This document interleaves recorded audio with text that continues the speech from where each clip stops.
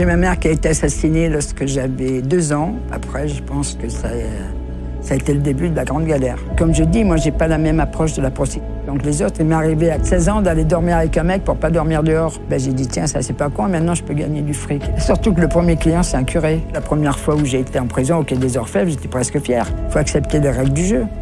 Pas vu, pas pris, de temps en temps, il faut perdre. T'as vraiment mangé des fourchettes et tu les as avalées. Le plus dur, c'est pour passer là, après c'est fini.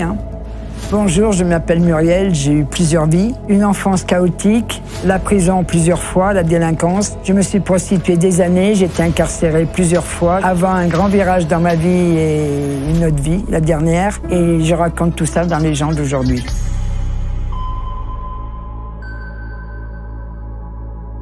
Bonjour Muriel. Bonjour Lola. Ravie de faire cette interview. T'as eu 1000 vies. T'es passée de la rue à faire la manche, à être voleuse, à après ensuite aller en prison. T'as même été prostituée. On va revenir sur tout ça, mais d'abord, on va commencer par ton enfance. Toi, t'as perdu ta mère très tôt. J'ai ma mère qui a été assassinée lorsque j'avais 2 ans par le cousin germain à mon père.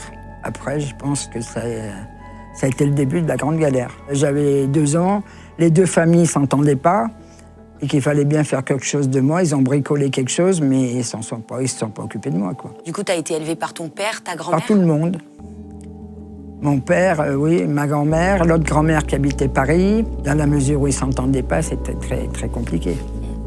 Parce que je pense que pour eux, je représentais pour chaque famille les mauvais gènes de l'autre. Oui, t'es arrivée dans un cadre qui était quand même déjà compliqué à la base. C'était très compliqué, mais ça aide parce que quand on connaît ça dès le départ, après c'est la normalité. Et t'as des souvenirs avec ta maman?